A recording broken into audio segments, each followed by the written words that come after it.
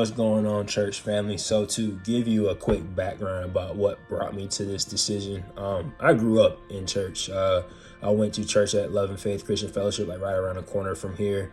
And both of my parents were pretty heavily involved within the church. My dad was a choir director, and my mother was an interpreter for the deaf ministry, just like she is in this church currently. And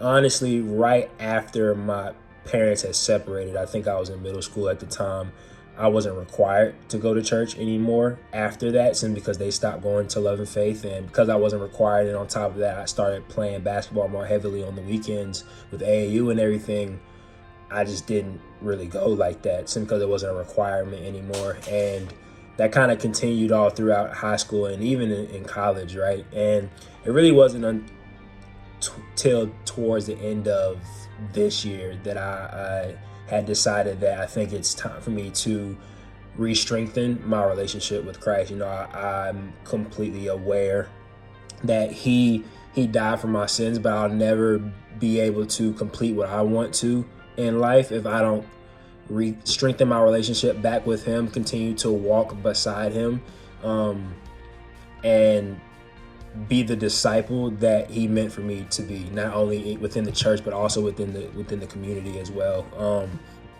Honestly, what I'm looking forward to most, like right after my baptism, is just continuing to grow.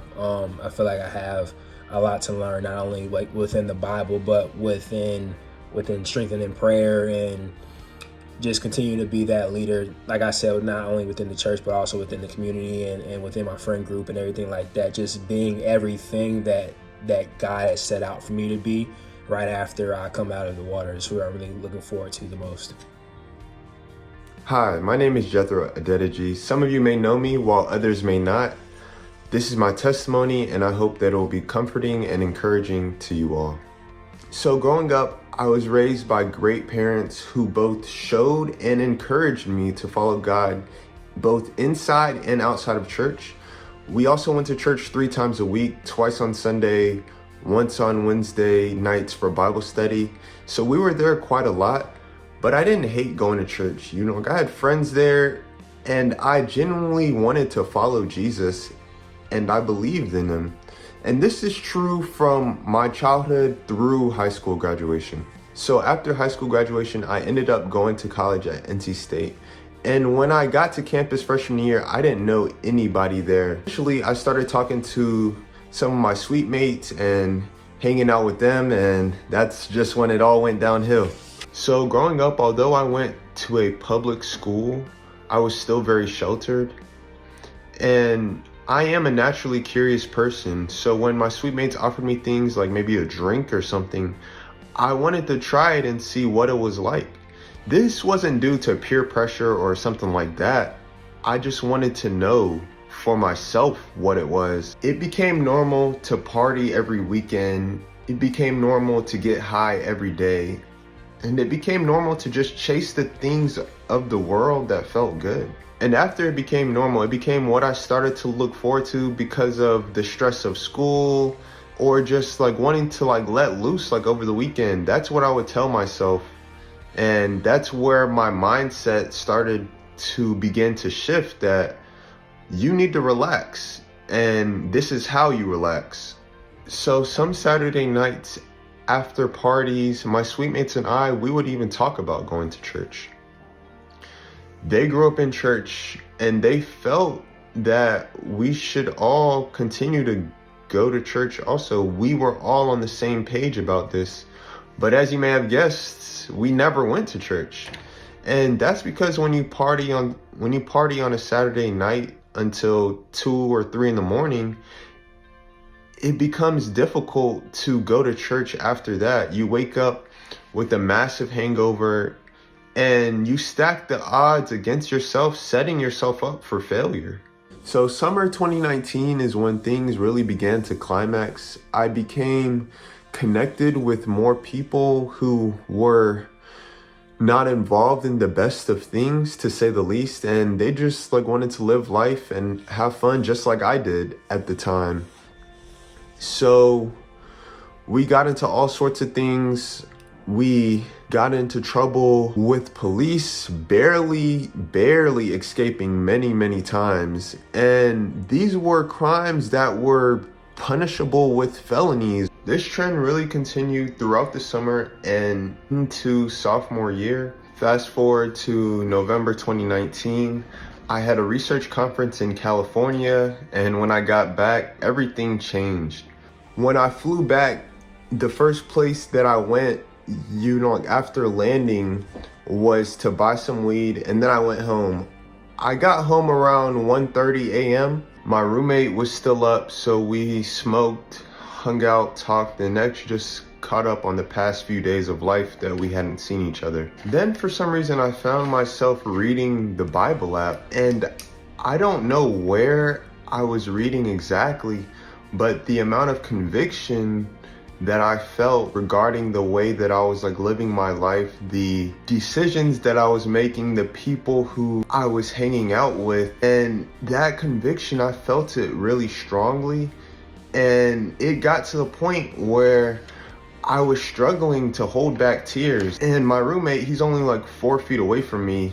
He's completely spaced out. He doesn't even know what's going on. As soon as I got into the room, I just burst into tears and cried out to Jesus. So at this point, I longed for a change. It's probably 4 a.m. now, and I'm searching for a church to go to in a couple of hours, because I felt like I should be around people that believed in Jesus and that loved him. And I wanted to hear his word, I wanted to hear what he had to say to me specifically.